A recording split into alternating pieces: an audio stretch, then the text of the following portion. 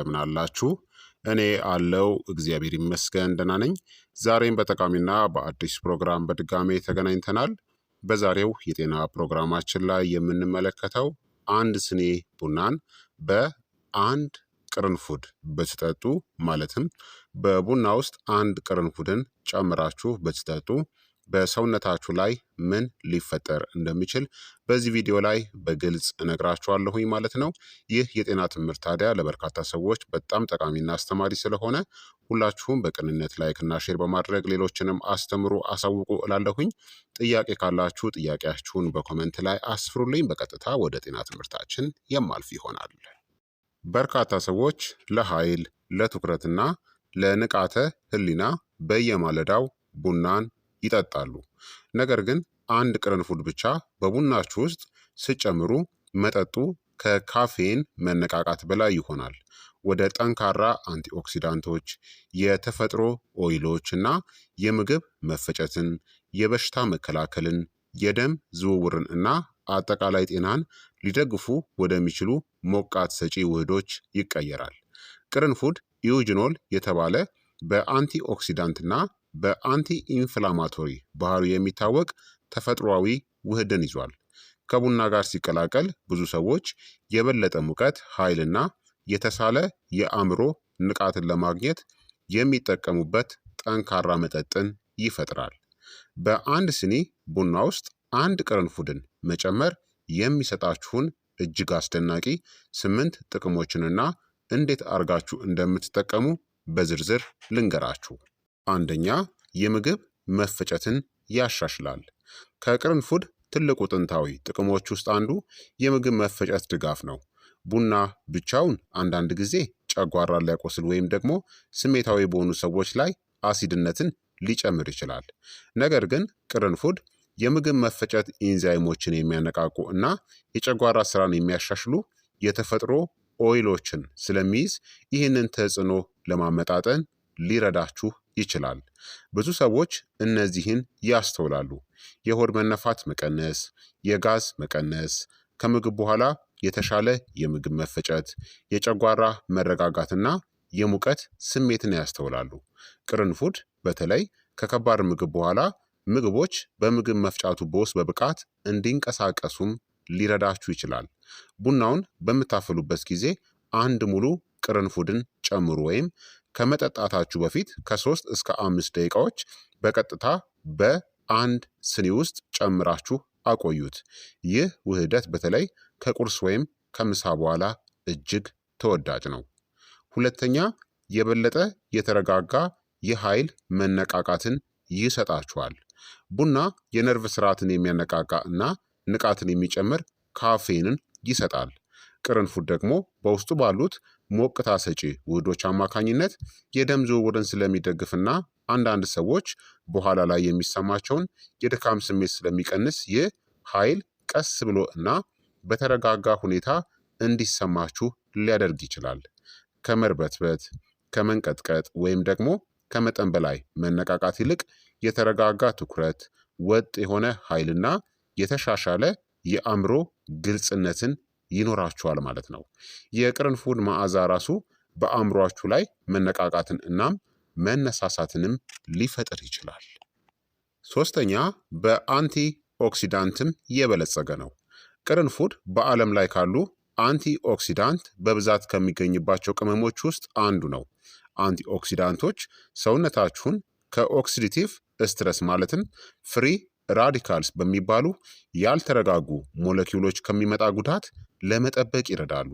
በጊዜ ሂደት የኦክሲዲቲቭ ስትረስ ለእርጅና እና ለብዙ ስር የሰደዱ የጤና ችግሮች አስተዋጽኦ ያደርጋል። ቡና ቀድሞውኑ አንቲኦክሲዳንቶችን ይይዛል፣ ነገር ግን ቅርንፉድ ተጨማሪ መከላከያ ውህዶችን ይጨምርለታል። ይህም ጤናማ የሆነ እርጅና፣ የህዋስ ጥበቃን፣ የበሽታ መከላከልን እና አጠቃላይ የሰውነት ማገገምንም ይደግፋል። በየቀኑ አንድ ቅርንፉድን መጠቀም እንኳን በጊዜ ሂደት ትንሽ ነገር ግን ትርጉም ያለው የአንቲኦክሲዳንት ድጋፍን ሊሰጣችሁ ይችላል። አራተኛ፣ የአፍ ጠረንን በተፈጥሮ ለማደስ ይረዳል። ቅርንፉድ ለብዙ መቶ ዘመናት እንደ ተፈጥሯዊ የአፍ መጥረጊያ ሲያገለግል ቆይቷል።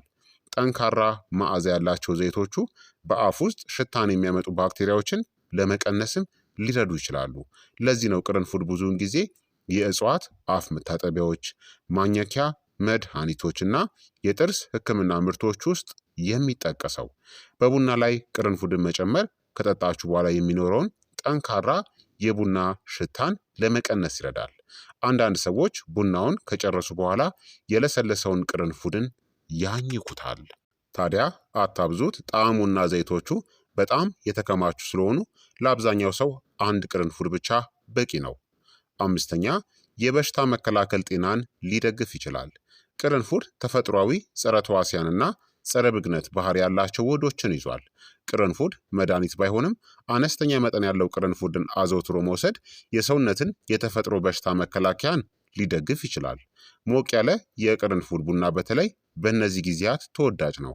በቀዝቃዛ የአየር ሁኔታ፣ በዝናባማ ወቅቶች ወይም ደግሞ በድካም ጊዜ አንዳንድ ሰዎች ዝልፍልፍ በሚሉበት ጊዜ የበለጠ ሙቀት፣ ጥራትና መነሳሳት ይሰማቸዋል። ስድስተኛ የደም ዝውውርንም ሊያሻሽል ይችላል። ቅርንፉድ የደም ዝውውርን ሊያነቃቃ ስለሚችል በሰውነት ውስጥ የሙቀት ስሜትን ይፈጥራል።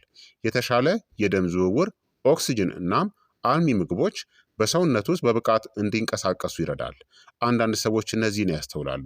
የእጅና የእግር መሞቅ፣ የድካም ስሜት መቀነስና የበለጠ የንቃት ስሜት። ከቡና ቀስቃሽ ውጤት ጋር ተዳምሮ ቅርንፉድ ጠዋት ላይ ጠንካራ የመነቃቃት ስሜትን ሊፈጥር ይችላል።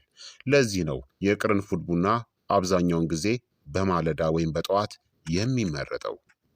ሰባተኛ የስኳር ፍላጎትን ለመቀነስ ሊረዳ ይችላል።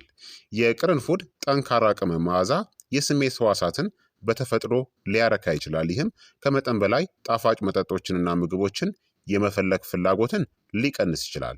አንዳንድ ሰዎች የቅርንፉድ ቡና በተፈጥሮ የበለጸገ ጣዕም እንዳለው፣ የበለጠ አርኪ እንደሆነ እናም ብዙ ስኳር የመጨመር ፍላጎትንም እንደሚቀንስ ይገነዘባሉ። ይህ ስኳር የበዛባቸው የቡና መጠጦችን ለመቀነስ ለሚሞክሩ ሰዎች ጠቃሚ ነው።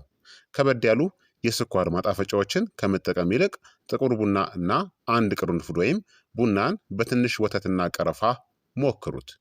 ስምንተኛ ለአእምሮ ንቃትና ትኩረትን ይረዳል። የቡና ካፌን አእምሮንና የነርቭ ስርዓትን ስለሚያነቃቃ ንቃትን ይጨምራል። የቅርንፉድ ጠንካራ መዓዛ የስሜት ሕዋሳትን ንቃት በመጨመርና የአእምሮ ዝግታ ስሜትን በመቀነስ የአእምሮ መነቃቃትንም ሊረዳ ይችላል። ብዙ ሰዎች የቅርንፉድ ቡናን እንዲህ ይገልጹታል። የሚያጽናና፣ አእምሮን የሚያነቃቃ እና በጥልቀት የሚያሞቅ። ስለዚህ በማለዳ በትምህርት ጥናት ጊዜ፣ ረጅም የስራ ቀናት ካላችሁ ወይም ደግሞ በቅዝቃዜ ወቅት ለሚመጣ ድካም ይረዳችኋል። ስለዚህ በአንድ ስኒ ላይ አንድ ቅርንፉድን ጨምራችሁ በአንድ ስኒ ቡና ውስጥ ብትጠጡ እነዚህን ዘርፈ ብዙ ጥቅሞችን ታገኛላችሁ። ታዲያ የቅርንፉድ ቡናን ለመጠጣት ምርጥ ጊዜ ጠዋት ላይ፣ ከሰዓት በኋላ በመጀመሪያ አካባቢ መጠጣት ትችላላችሁ። እነዚህ ተመራጭ የሚሆኑት ምሽት ላይ ቡናን መጠጣት እንቅልፍን ሊያውክ ስለሚችል ነው። ታዲያ ምሽት ላይ ዘግይታችሁ እንዳትጠቀሙ እንቅልፋችሁን ስለሚያውከው፣ ለቡና አሲድነት ተጋላጭ ከሆናችሁ ደግሞ በባዶ ሆድ እንዳትጠጡ። ምርጥ የአጠቃቀም ዘዴን ከፈለጋችሁ ደግሞ አንድ ስኒ ቡናን አፍሉ። ሙቅ እያለ አንድ ሙሉ ቅርንፉድን ጨምሩበት። ከዛም ከ3 እስከ 5 ደቂቃዎች እንዲቆይ አድርጉ። ስትጠጡ ቅርንፉዱን አውጡት ወይም ደግሞ እዚያው በስኒ ውስጥ መተው ትችላላችሁ። ለተጨማሪ ጣዕም ደግሞ እነዚህንም መጨመር ትችላላችሁ፣ እንደ ቀረፋ፣ ዝንጅብል ወይም ደግሞ ትንሽ ወተትን። ምን አይነት ሰዎች ደግሞ ጥንቃቄ ማድረግ አለባቸው? እነዚህ ችግሮች ካሉባችሁ ከመጠን በላይ ቅርንፉድ መውሰድን ገድቡ ወይም አስወግዱ። የጨጓራ ቁስለት ካለባችሁ፣ ከባድ የቃር ወይም ደግሞ የአሲድ መመለስ አሲድ ሪፍለክስ ካለባችሁ፣ የደም መፍሰስ ችግር ካለ ወይም ለካፌን ስሜታዊ ወይም ሴንሲቲቭ ከሆናችሁ። ቅርንፉድ ኃይለኛ ዘይቶችን ይዟል። ስለዚህ ማብዛት ወይም መጨመር ሁልጊዜ የተሻለ አይደለም። ለአብዛኛዎቹ ጤናማ አዋቂዎች በአንድ ስኒ ቡና አንድ ቅርንፉድ ብዙውን ጊዜ በቂ ነው። እነዚህን ካስተዋላችሁ ደግሞ መጠኑን ቀንሱ ወይም ደግሞ አቁሙ። የጨጓራ ህመምን፣ የልብ ምት መጨመር፣ መፍዘዝ ወይም ደግሞ መቆጣትን በቡናችሁ ውስጥ አንድ ቅርንፉድ ብቻ መጨመር ቀላል ሊመስል ይችላል፣ ነገር ግን የሙቀት መዓዛው አንቲኦክሲዳንቶችን እና የተፈጥሮ የእጽዋት ውህዶች ጠንካራ የሆነ ጥምረትን ይፈጥራል። ይህ ትንሽ ልማድ የምግብ መፈጨትን፣ ኃይልን፣ ትኩረትን፣ የደም ዝውውርን፣ የበሽታ መከላከልን እናም አጠቃላይ የሆነ ደህንነትን ይደግፋል። ቁልፉ በልክና በቋሚነት መጠቀም ነው። ሰውነታችሁን ሳታጨናንቁ በጣዕሙ እና በሚገኙ ጥቅሞች ለመደሰት አንድ ቅርንፉድ ብዙ ጊዜ በቂ ነው። ስለዚህ ክቡራትና ክቡራን ተመልካቾቼ የዛሬው የጤና ትምህርት እንግዲህ ይህንን ይመስል ነበረ። እንደተማራችሁበትም ተስፋ አደርጋለሁኝ። ሀሳብ አስተያየታችሁ ደግሞ አይለኝ ይላለው።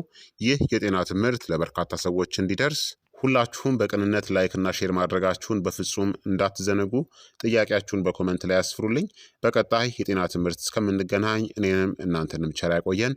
መልካም ጊዜ፣ መልካም ቆይታ። ቻው ቻው።